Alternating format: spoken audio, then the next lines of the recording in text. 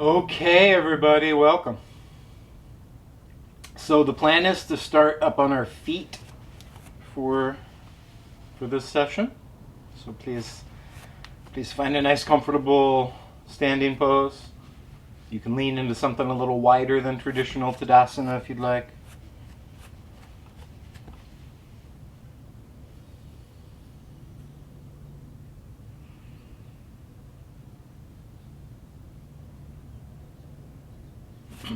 And whatever distance apart your feet find themselves, see if you can try to find like 3 distinct points of pressure so that on each foot, regardless of how wide it is, you feel heel, mound under the big toe, mound under the little toe, and you've got this little like tripod kind of contact. Obviously there's more than those 3 points, but really be definitive about that.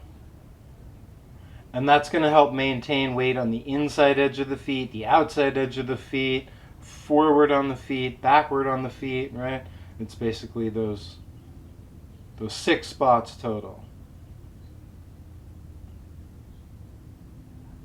You're welcome to let your eyes close. You're welcome to keep them open.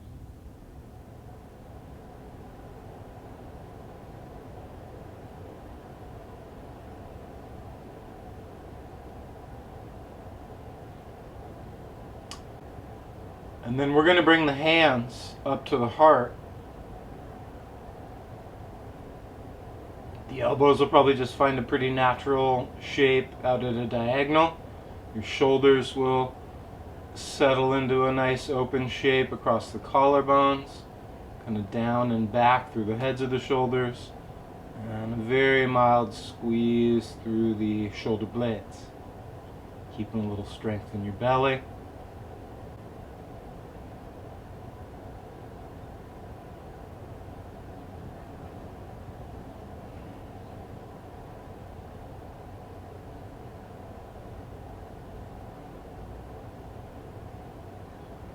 Just taking the next minute, everybody, and try to tune in. So to some degree we're engaging with the screen, because that's just how we're transmitting information to one another. But even more so than the screen for the next minute, really just tune into the information that's local for you right there. How does the ground feel? How does the air feel around you? Can you create a sense of stability without feeling like you're overworking it?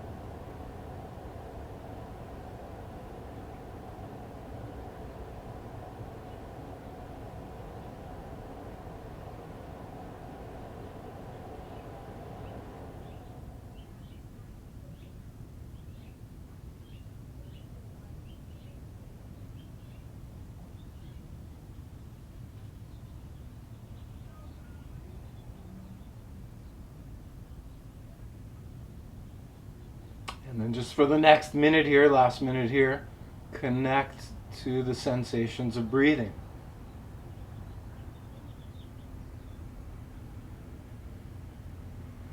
Are you doing the breathing? Are you noticing the breathing? Are those 2 distinct worlds? Do you notice with mind and do it with body? Or is it really just one experience of breathing?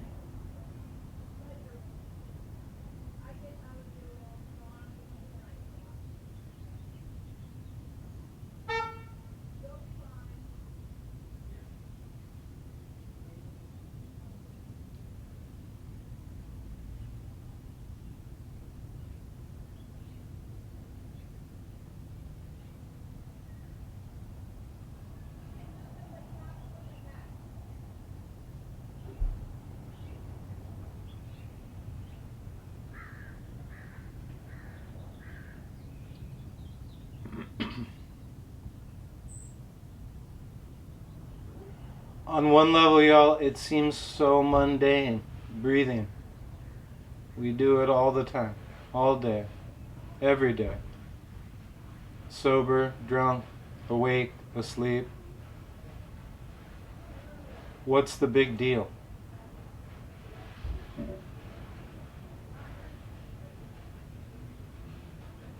Somehow, for some reason,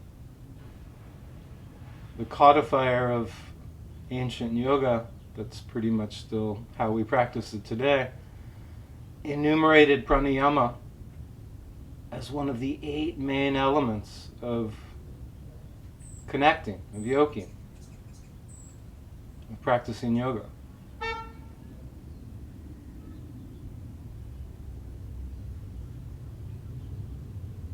He could have been wrong, it's possible.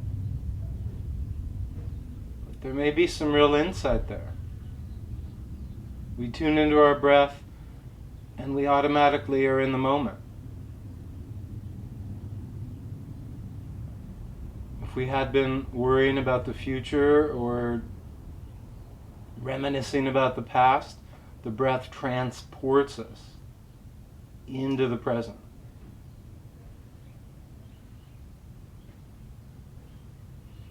The breath allows us to feel not only ourselves as an agent, but in communion with the wider world. You didn't produce that oxygen, nitrogen, carbon dioxide, whatever else is coming in and out, especially in.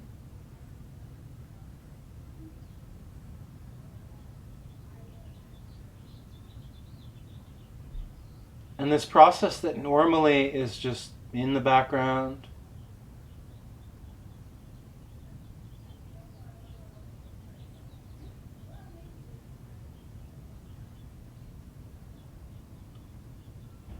usually unnoticed by conscious perception, now becomes front and center. And it's the central focal point for concentration and awareness. And it reaffirms that we're alive, and that we're healthy, and that we've got some air to breathe. A little suspect today, but most days air's in pretty good shape.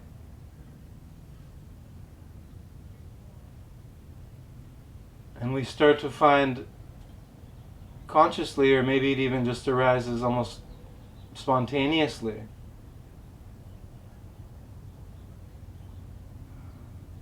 this beautiful relationship to the breath. In a sense, often, that we breathe just bigger, fuller, slower, deeper.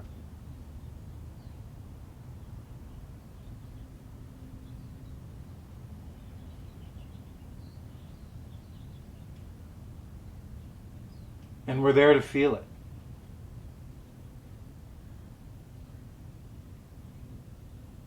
We're there to appreciate it. We're there to bask in it.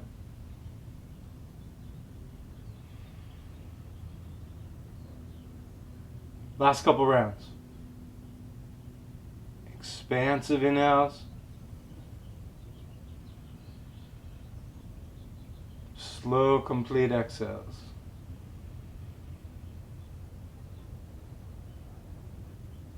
Last couple.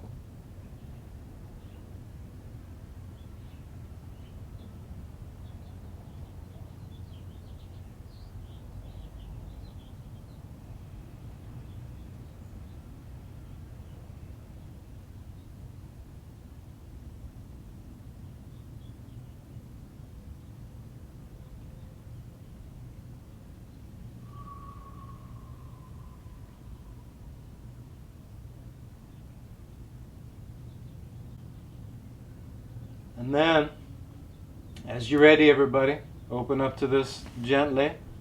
Let your arms relax out. Down, out, and up. So they cease relaxing after down. And slowly, gently, and easily, and mainly from your hips, but then eventually from your spine, hinge. That's the hip part. And then flex, that's the spine part, all the way down.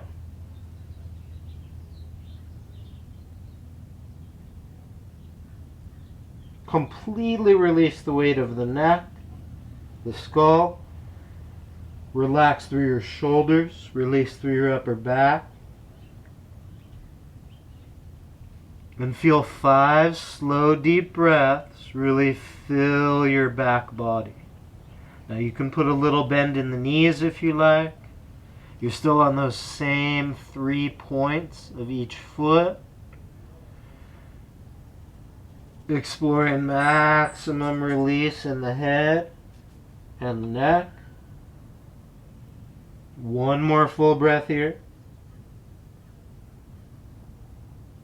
And then we'll practice the roll up, which is different than the hip hinge. Put a little more bend in your knees. Scoop under your tail. You round your back a little bit like cat right from the get-go. And then slowly come up.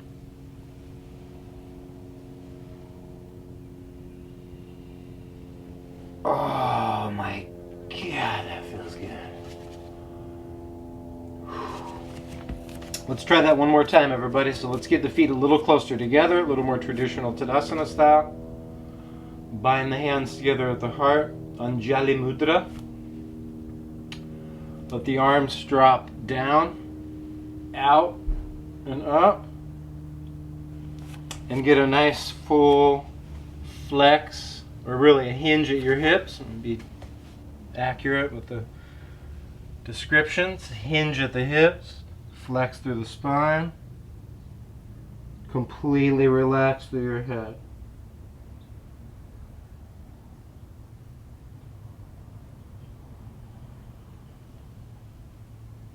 A little more bend in the knees. Start with a sensation down in your glutes pretty much, and then into your low and mid and upper mid and upper back and shoulders and neck and skull. Oh my God, that feels good. All right. So then we're just going to do a couple little like glides with the hand. These are kind of weird. You can play with them. So you can do like a wrist flexed and then back, flexed and then back. It'll feel kind of nervy. You can also do it like this way. You can experiment with letting your head tilt away from this scene.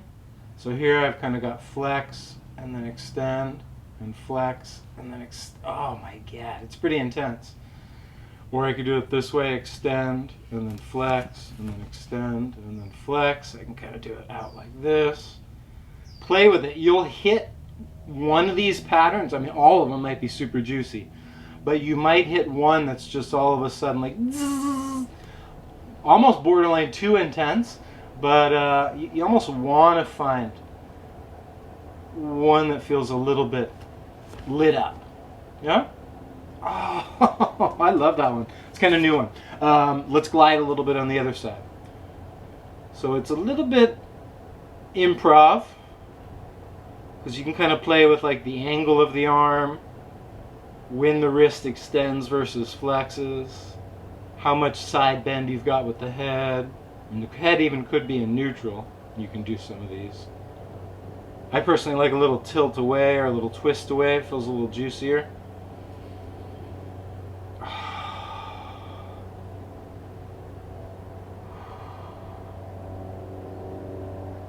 Okay, let's go back to side one. This is one we haven't actually done in a couple weeks, but we did a lot of for a while. So you let the arm open up, palm up, and let the head tilt in that direction. Let the head neutralize, and then fold the arm in, fold the elbow up, and let the head reach away. So you can find whatever angle you want for your wrist during this phase, flexed, neutral, or even extended, but you're lifting your elbow. Release out to the supinated palm, tilt away from the lifted elbow. Release out towards supinated. Tilt away.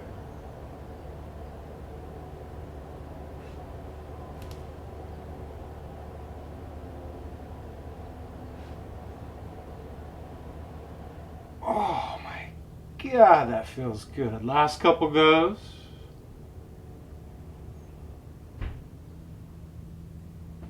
Ooh, that is intense right there, man.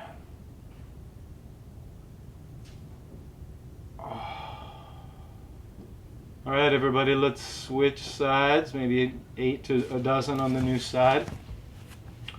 Most of you have gone through this one, might be new for a handful of you. So arm is extended straight out, palm up, and the head fully releases toward that side. Neutral head, then the arm starts to bend in toward the ear, and then the head tilts away.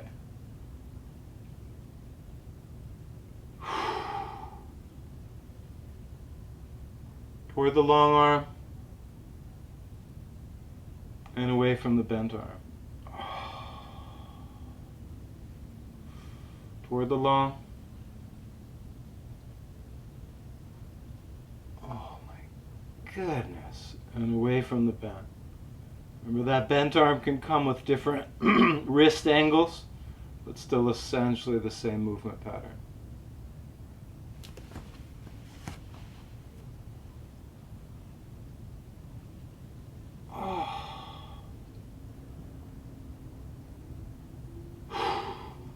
Last one.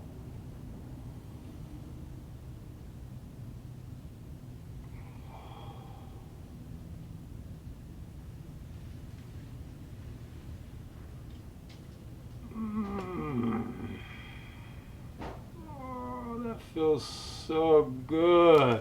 Let's release all of that, everybody. So let's take the hands down onto the hips or up onto the waist, whatever feels better. And just do some really easy, maybe they're not easy, but relatively easy, I suppose. Hip thrusts, knee lifts, marches in place.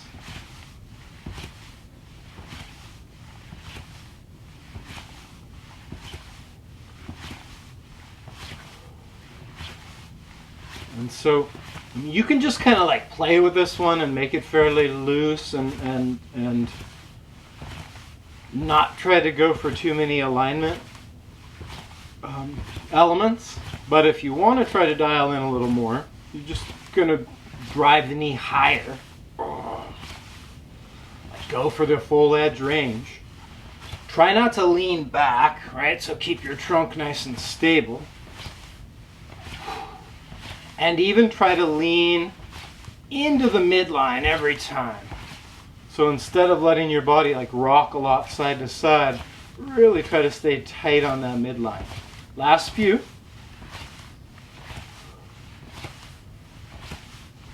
Okay. Now let's release that. You can, if you wish, I'm going to do it and make it officially part of the move. But you don't have to. You can do it in the middle of the room. Go to a wall. All right, so we're going to go to a wall and do that same thing. It's both easier and harder. It's easier because there's no balancing to deal with, right? I mean, one-leggedness when you're leaning a little bit into a wall is easier. But there's also no leaning back with this one. In fact, we're kind of leaning a little bit more forward. The torso's really strong. In some ways, it's harder.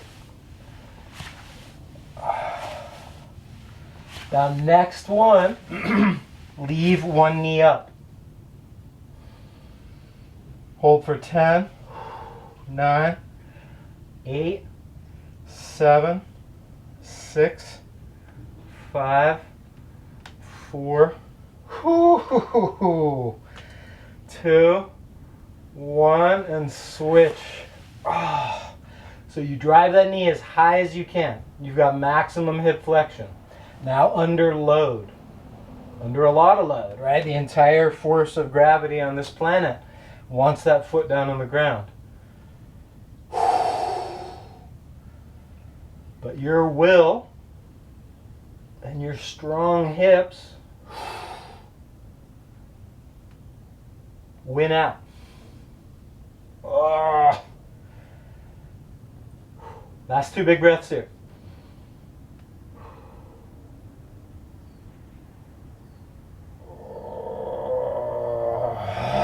Release. All right, let's go back to side 1. Leave it up there.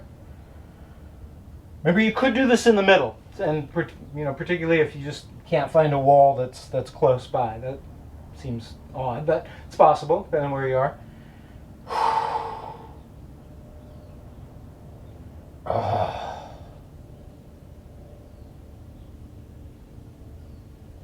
Okay. Oh my God, that's hard. And then let's last one, side 2.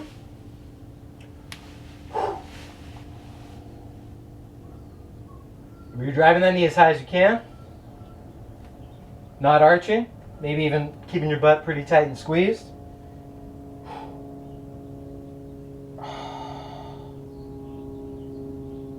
Oh. All right, everybody. Let's release. Last one.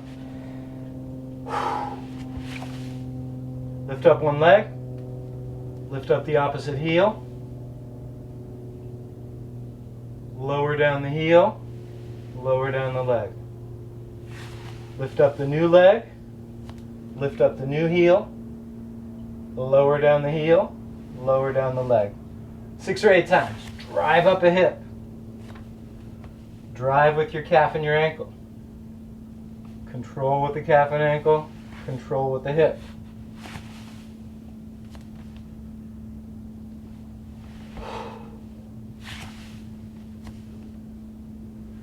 If you want this even peppier, you can jump. 10, 9, 8, 7, 6, 5, 4, 3, 2, 1. That really cooks. All right. Let's come back to the center. Hopefully your hips feel like they're really working. Those are really good exercises. I mean, this goes without saying, but obviously as the more we age, it tends to be like almost the more we need a little resistance training to maintain that strength, especially in your hips. That's a really, really good one. So let's take a wide stance and a squat like this. So what are we getting established here with the squat? Nice alignment with your feet. But nice can really be like, you modify. If you need to be wider, that's fine. But you've got those 3 points, coming back to that. Heels, inner mounds, under big toes, and little toe mounds. The metatarsals. You've got your head a little higher than your hips. You've got your elbows resting on your thighs. You've got your palms together.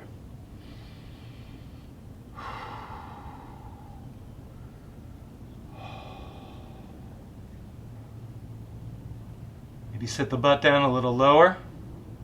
Push the knees out a little wider. And reach the arms back, straight down along your side. 10 or 12 times. Squeeze the arms in like a nice, tight, strong bicep curl, which you can make fists, but you don't need to. And then a tricep extension. So try about 10 of those.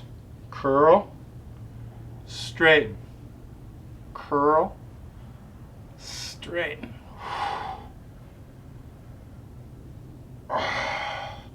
So on the straighten, try a couple activities. Straighten your elbow, but also reach your arm back.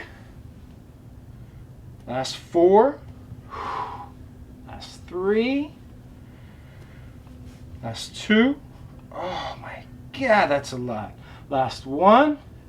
Leave the arms back there. And then let's come all the way up. And relax the arms. All right. So same arm setup, but this time we'll go all the way up and down into the squat. Basically what we did there at the very end. The wave at Angel Stadium, like I like to reference. All right. Ready? So you sit down in your chair. And you stand up. You sit down in your chair. And you stand up. Hopefully the hips feel like they got a good warm up with all that hip flexion we did to be able to do a movement like this. Now if you want a little more, lift up off your heels. A little more challenge. If you want it a lot spunkier, jump every time. Land soft.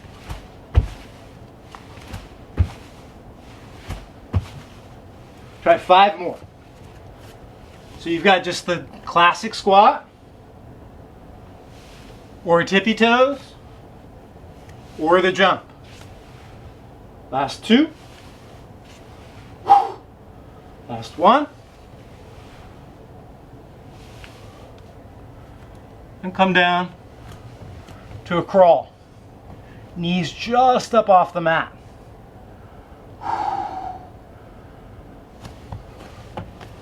Crawl forward. Crawl backward. Crawl forward. And crawl backward.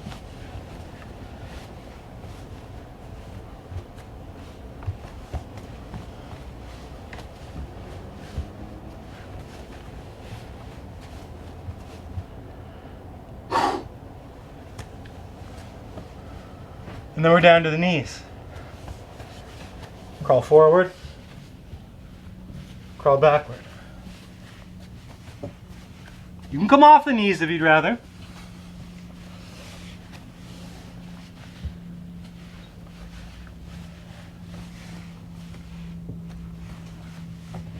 One more.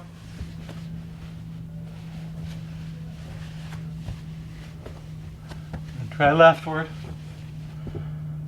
Try rightward. Leftward. Rightward. 2 more.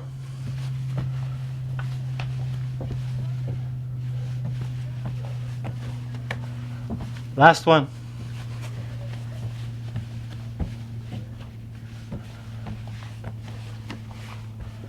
And finally back to the center. Nice, everybody. Let's sit.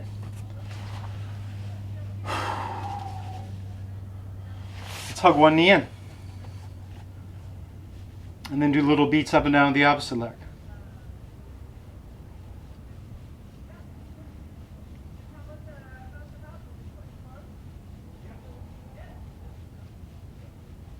Also building up pretty strong hips, hip flexors, psoas, that kind of connects leg and back and torso.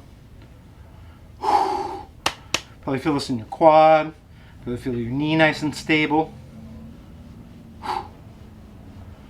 And let's release, switch. So you're hugging one knee in, sitting up pretty tall, beats up and down.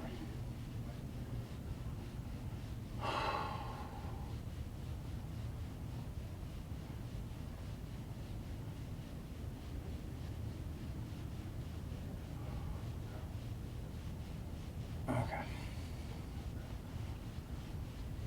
Awesome. And let's release that. Let's post up on the hands, back behind the torso. So my fingers are facing back with a slight diversion outward, but find the pattern that feels good to you. I'm rolling back the shoulders, lifting up the chest a little bit, finding the optimal slope for the neck. About 10 big breaths here. So you're just extending out your legs. You can create a little tension in them on purpose if you want, just where it feels like they're kind of squeezing. Muscular energy is what's that sometimes referred to, just a little isometric squeeze. The muscles draw into the bones. Your back's got a little bit of extension. Shoulders are rolling back. Neck's got a little extension.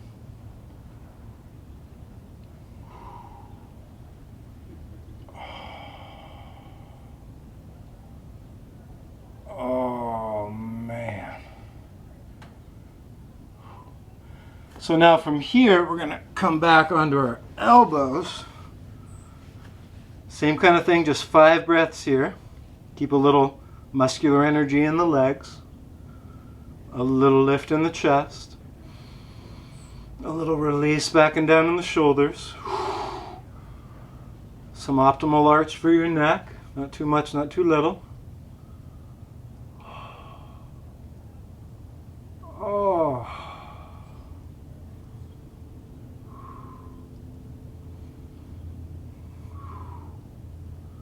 Okay.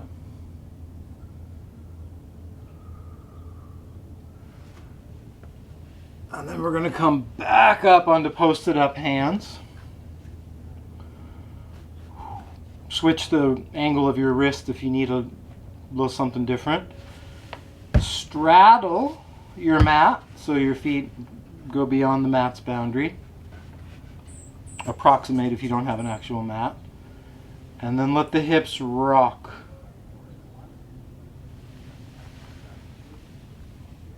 Left and right. Oh my God.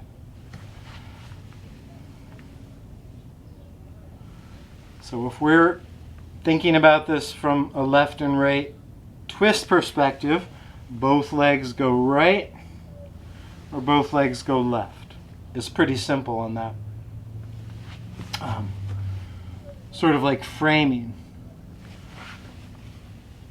But I think it's accurate to say that, but I think it's more accurate to describe what's going on in the hip, and that is a little more complex. So when you drop one direction, you've got an inwardly rotated leg and an outwardly rotated leg. So they might both be going the same way, east or west, but they're doing completely different tasks to get there, like literally the opposite. And so then they go the same direction, but it's completely different tasking to get there. Now what I've done, and some of you have transitioned to this, you come off the post of your arms and you start to close this gap a little between chest and legs. You could even add a little lean toward the outside leg. You could add a little twist toward the inside leg. Oh. Ooh, man, that inside leg is juicy. So last one or two.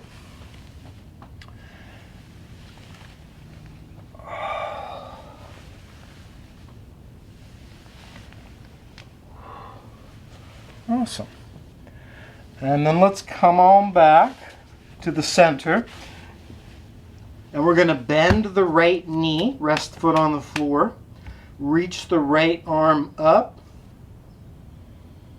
So it might look backwards on the computer, obviously with the mirror in, but just make sure you've got the same side. So a bent leg, for me it's the right. A lifted arm, for me it's the right. And the two other limbs are long on the ground. Phase one, lift up your head and your shoulders.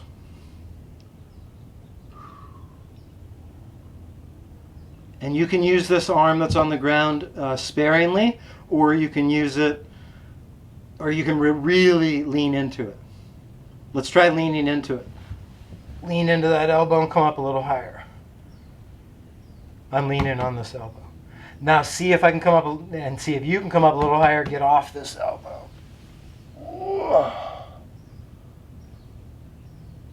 All right, back to the elbow, back to the back, Down to your shoulders and head. Whew. Switch sides. New bent knee. New triumphant arm.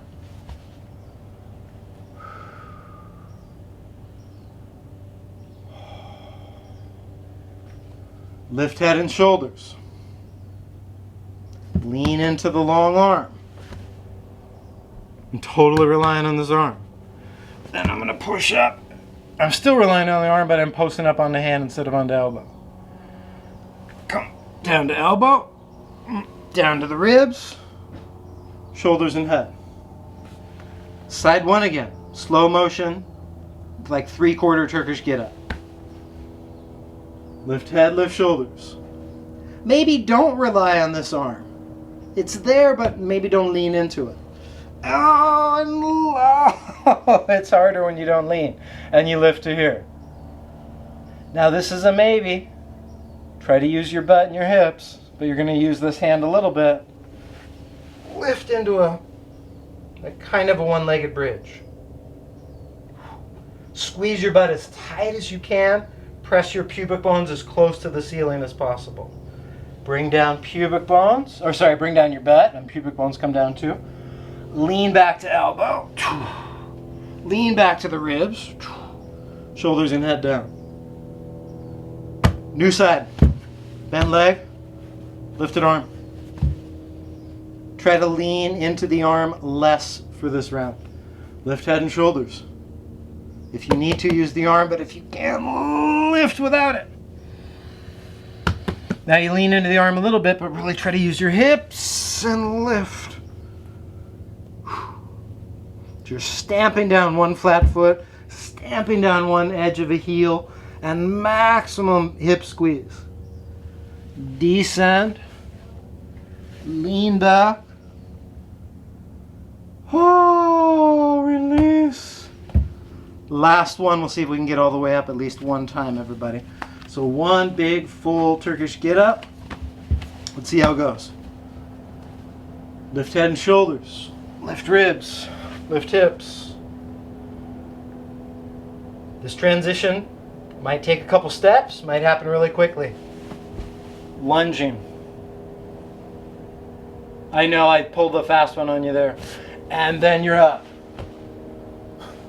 Okay, back down. We'll try again, and then we'll do one more broken down. But we're almost done. Stay with it. Turkish get up on the new side. Head, shoulders. Upper back. Hips. Now, fling that leg back into a lunge. Step up. One more time down. So, I think for a lot of us, this point of fling the leg back to a lunge, that's tough. So that could be like this.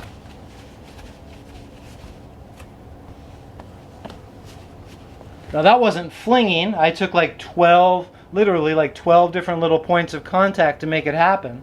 And then maybe my get up looks like that. That's fine. One last round per side. Just do it as efficiently as you can. Get up and come back down. Last one. Get up and come back down.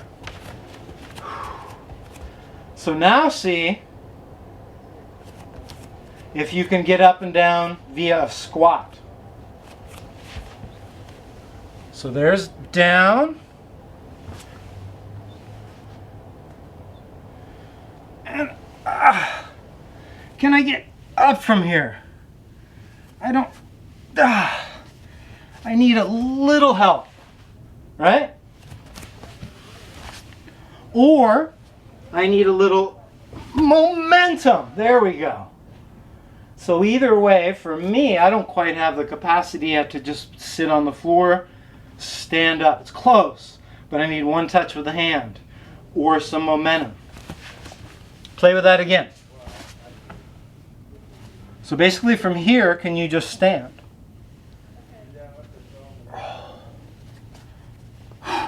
Not quite.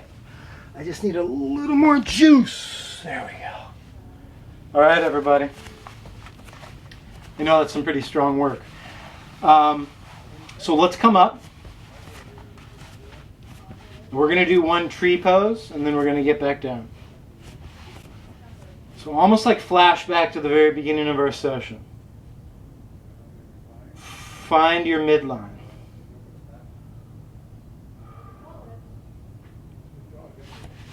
Get a foot off the ground.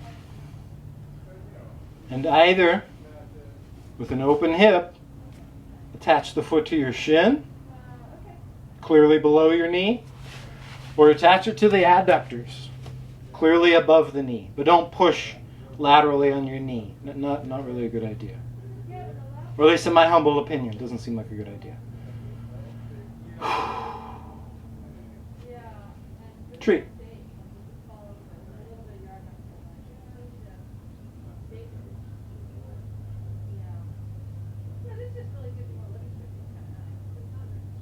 Virasana.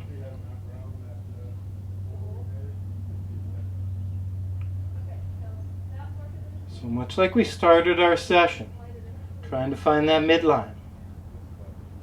Hands in Anjali Mudra. Torso as centered as possible. Standing on the 3 points of the 1 foot. And if you're struggling with your balance, be patient with yourself. Come back to it again and again. It's okay. It is, I know it sounds cliche, but it really isn't meant to be. It's yoga practice.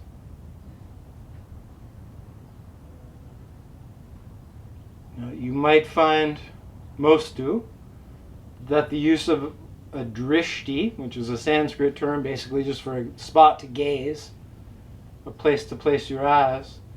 I'm looking at one vertical slat on the wall behind the camera, and I'm just kind of like tuning into that straight up and down quality. I know this is kind of a long tree, but if you're feeling up for it, feel free to flex the arms up. Last couple breaths.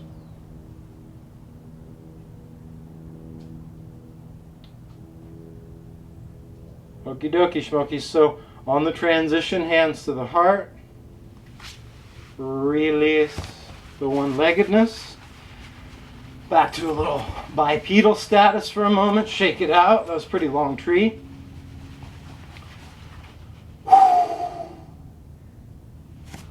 One time. New side. So with external rotation in your hip, establish foot lower than the knee, or, and this is how it's traditionally done, but that doesn't matter too much. You got to do what works.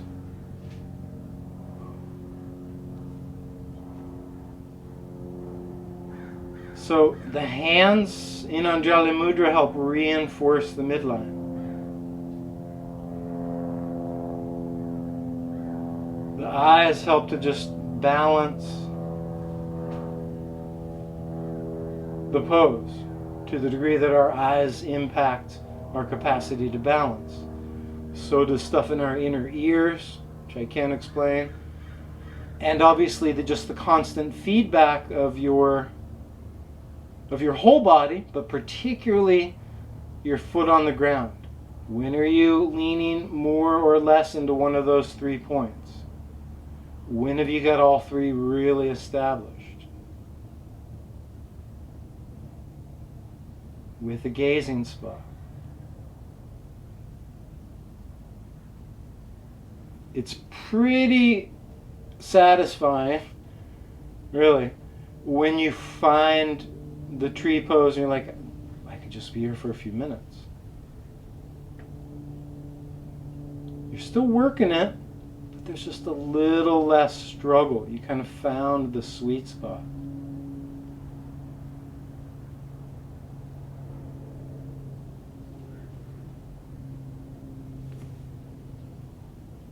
Last breath or two here. Same slow transition as on side 1. Come back to Anjali Mudra. Come back to bipedal status. Shake it out.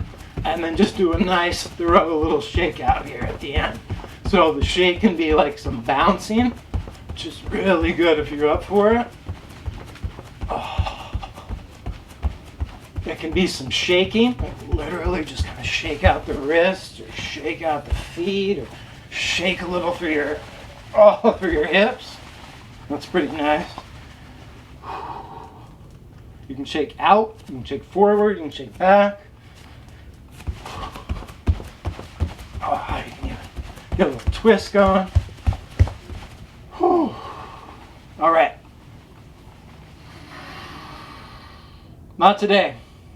I know I keep prepping, or at least foreshadowing that it's going to happen, but we're not today. We're just going to go down to a squat for about 10 breaths, not 10 minutes. Malasana, all the way down.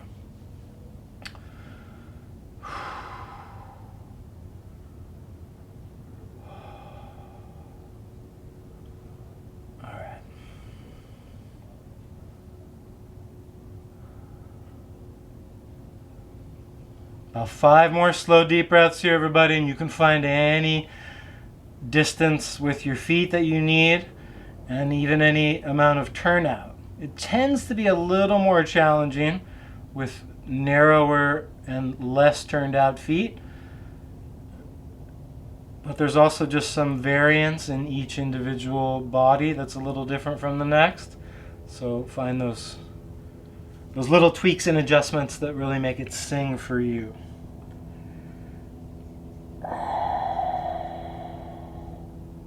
All right, finally, let's touch down onto the bottom. We're going to extend one leg forward, and then we're going to find a diagonal version of Virasana. So instead of straight ahead, there's a little bit of a diagonal. Now you're going to, oh my God, you're going to lean back onto the opposite elbow. This is my left leg, leaning back onto my right arm. So for me already, it's delivering a very satisfying, very concentrated stretch through this bent leg thigh, up into the waist, kind of into the hip flexor, where we did a lot of tightening and strengthening in the very beginning of the session. Now we'll open this line as we close. This arm can reach back, depending on flexibility levels. Oh my God, you might be able to go all the way back. I mean, you do go all the way back for you. It's just what all the way is a little bit relative. Oh, my all the way is my arm, floats about a foot off the ground. And I'm scooping under my tail a little bit. Oh.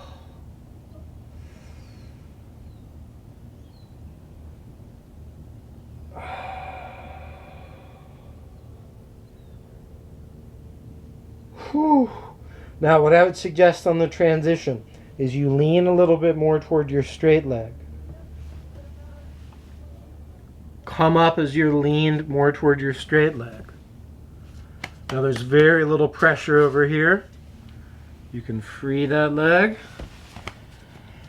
Oh my God, that felt good. And switch sides. So you've got a straight leg Paschimottanasana, a diagonal Virasana, classic stretch for soccer players. Oh. And really for just pretty much all athletes. Oh my God, that already just hits it so perfectly. So on this side, I don't feel like I've got much hope of leaning as far back as I did on side one. So acknowledge those asymmetries in your body. Maybe this side is your looser side. And it also might be just after a little time in the pose, you can release further in.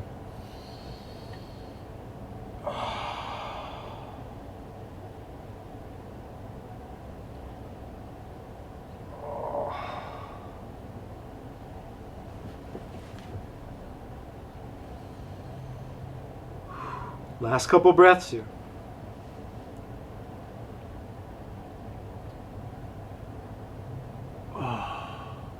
Goodness. So remember, during the transition, you want to take the pressure and torque off the thigh, and it's never intended to be on the knee. So you lean over toward the straight leg. It's kind of light over on the bent side. You come up more, and then you can free that back leg comfortably and easily. And let's do one Upavista Konasana. So that's a wide leg, straight leg, forward bend.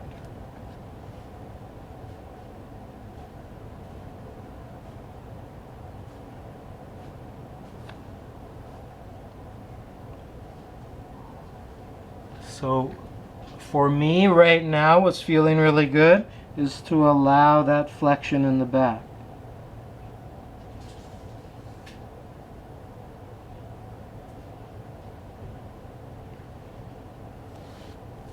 If the note sounds a little sweeter for you, to have less flexion in your back and basically just lean into the hip hinge only, that's fine.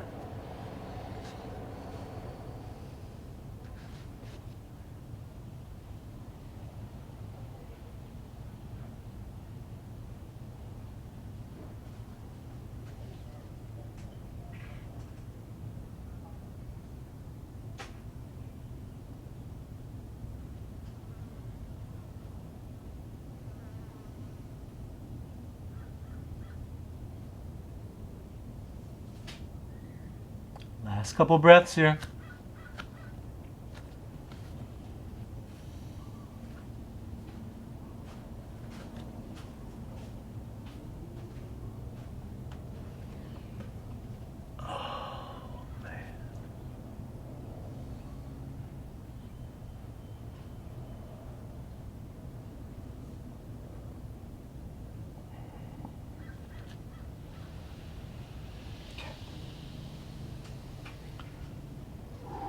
Uncurl up from there.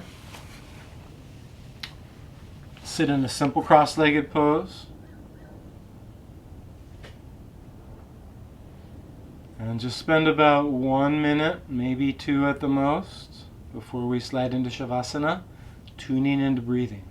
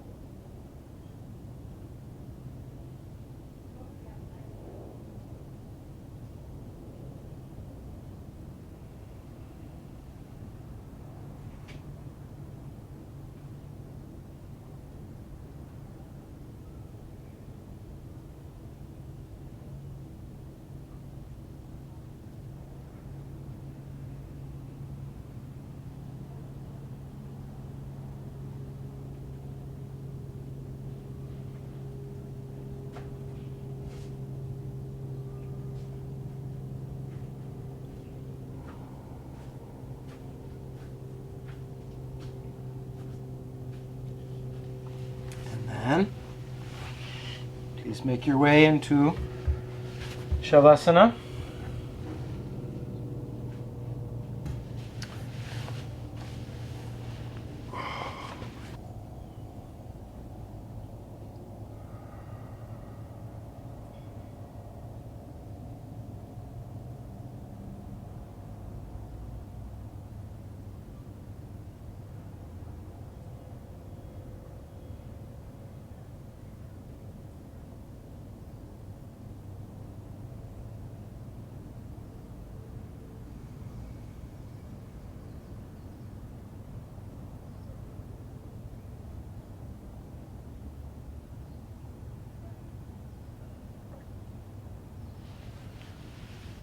Of course, you can find a very comfortable, relaxed shape to just melt into, letting your eyes close softly.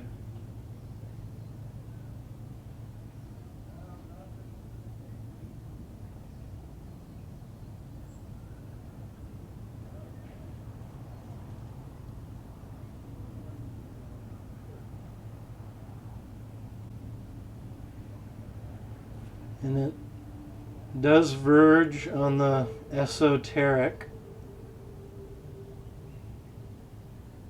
but in some ways only in name. And that is this concept, everybody, and this practice of opening the third eye. So that space between eye 1 and 2, unfurrowed, soft, not closed.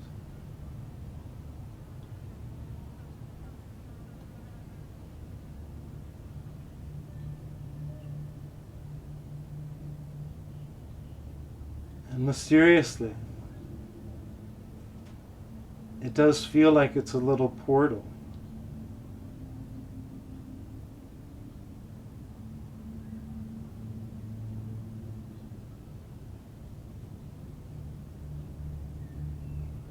Perhaps it's a portal into awe, wonder, appreciation, gratitude.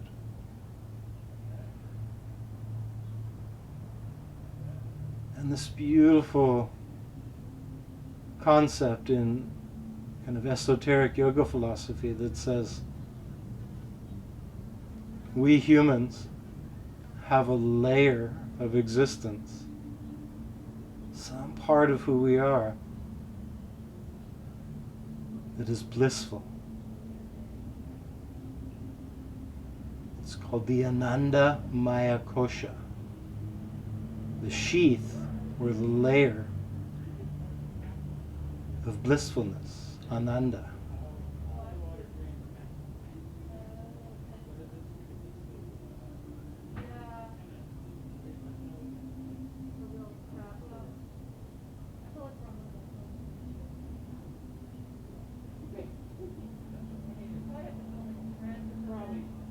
So please just enjoy these potentially blissful moments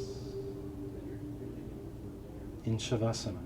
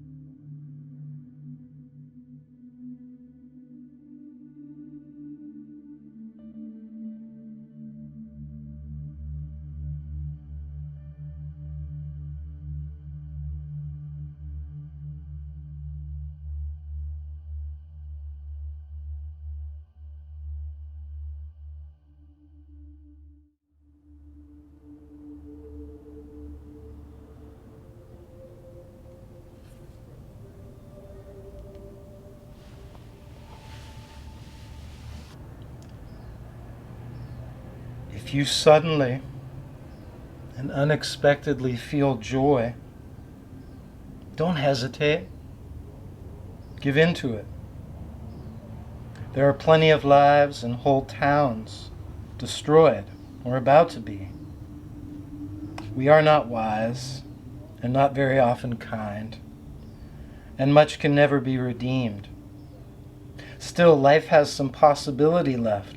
Perhaps this is its way of fighting back, that sometimes something happens better than all the riches or power in the world. It could be anything. But very likely, you notice it in the instant when love begins. Anyway, that's often the case. Anyway, whatever it is, don't be afraid of its plenty.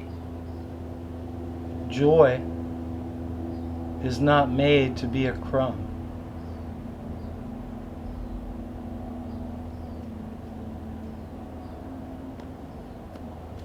All right.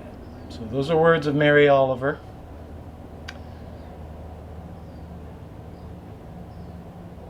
And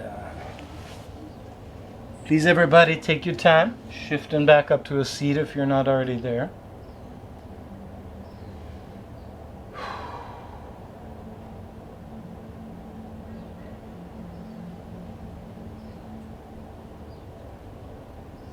And let's bring the hands back to Anjali Mudra.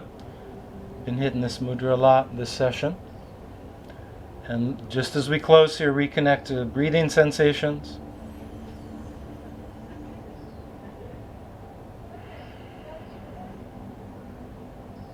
Send a little thanks out to the Sangha. Many people, we're all practicing together right now. I know we're not in the same room, but we're in the same energetic space. And thank you all for being here. Namaste.